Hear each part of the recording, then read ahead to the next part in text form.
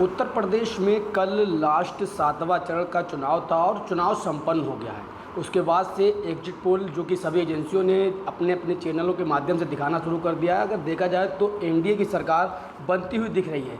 कहीं ना कहीं उसके साथ ही जो विपक्ष लगातार अभी तक जो एनडीए का जो सर्वे आया है उस पर यकीन नहीं कर रहा है। हमारे साथ कन्नौज सांसद सुब्रत पाठक जो कि बीजेपी से कन्नौज से प्रत्याशी भी हैं और बातचीत करेंगे कि सर एनडीए की सरकार न्यूज एजेंसियों ने जो सर्वे किया है उसके माध्यम से एनडीए की सरकार बनने मोदी जी फिर वापस आ रहे हैं, विपक्ष नहीं मानना, क्या कहना है इस पर?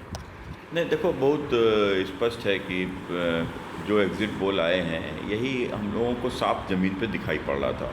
देखो, चुनाव में सिर्फ एक ही मुद्दा था, मोदी जी को बनाना, मोदी जी को हटाना। तो जो लोग मोदी जी को प्रधानमंत्री फिर से बनाना चाहते थे, ऐसा साफ ज़मीन के ऊपर दिखाई पड़ रहा था। तो कुल मिलाकर ये जनादेश से मैच करता हुआ दिखाई पड़ रहा है और मैं समझता हूँ कि जब नतीजे आएंगे तो इससे भी बेटर आएंगे। जो एग्ज़िट पोल दिए हैं आप देख लेना, इस एग्ज़िट पोल से भी अच्छे नतीजे आएंगे और भारतीय जनता पार्टी की भारी विजय होगी। 4 जून को परिणाम होगा, मगर उससे पहले विपक्ष जो अभी तक भाजपा पर जो अपना जो जवानी हमला है वो बंद नहीं कर पा रहा है। क्या लगता है विपक्ष जो बोल रहा है सही है या गलत? देखो, विपक्ष की तुष्टीकरण और परिवारवाद की राजनीति को जनता ने नकार दिया है। इस बात को विपक्ष को समझना चाहिए। जब तक नहीं समझेंगे तब तक ये कभी संभव नहीं कि इनके प्रदर्शन में कोई सुधार होगा किसी प्रकार से। आपको जब मौका मिला तो आपने क्या किया? केवल अपने लिए, अपने परिवारों के लिए, और ख़ासकर ये अखिलेश यादव की जब सरकार थी तो किसके लिए काम किया? अपनी बिरादरी के गुंडों के लिए और आतंकी मुल्लों के लिए। इसके अलावा किसी के लिए कोई काम किया क्या? दंगाई आतंकवादियों को जिस प्रकार से संरक्षण मिलता रहा, कुल मिलाकर ये और जिस प्रकार से लूट हुई है वो जनता भूली नहीं है।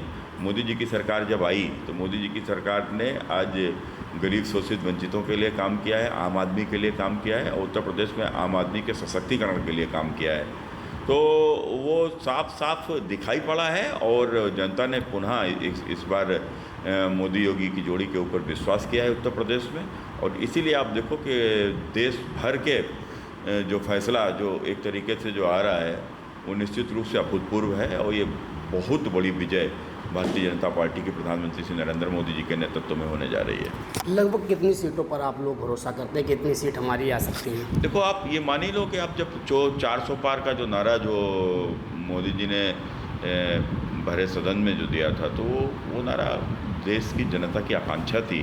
तो कुल मिलाकर अब जब जनता की आकांक्षा होती है तो उसको तो कोई डिले नहीं कर सकता। और जिस प्रकार से काम हुए हैं, काम जो लोगों को ज़मीन पर दिखाई दिए हैं, देश भर में भारी बदलाव दिखाई पड़ा है, तो उसके आधार पर जनता ने मोदी जी के ऊपर विश्वास किया है। जनता ने तो मोदी जी के ऊपर विश्वास कर लिया। अब मोदी जी जनता के लिए क्या कुछ ऐसा नया करेंगे? 14 से और 24 तक जो भी अभी तक कार्यकाल रहा उन्होंने जनता के लिए काफ़ी कुछ किया, आप लोग ये लगातार कहते हैं, मगर 24 से अब आगे जनता के लिए क्या कुछ खास रहेगा? देखो, बहुत कुछ। जो सबसे पहले जो हमारा लक्ष्य है कि 2047 तक विकसित भारत का, उस लक्ष्य की ओर हम लोग बहुत तेज़ी के साथ बढ़ेंगे। और जो प्रधानमंत्री जी का जो एजेंडा है जो 125 दिन का, उसके ऊपर काम शुरू हो गया। उससे बहुत चीज़ें डिसाइड हो जाएंगी कि हमारे अगले 125 दिन पर हम किस ओर काम करेंगे और हमारी सरकार का क्या एजेंडा रहेगा। ठीक है सर, धन्यवाद जुड़ने के लिए। हमारे साथ कन्नौज सांसद सुब्रत पाठक जो बीजेपी के से इस बार प्रत्याशी भी थे और इससे पहले सांसद भी रह चुके हैं। अब मुद्दा 4 जून को इनका निकल कर सामने आएगा कि कौन किसकी सरकार बनेगी और कौन इस बार पीएम बनेगा। कन्नौज से जीएमडी न्यूज़ के लिए शिवम सैनी।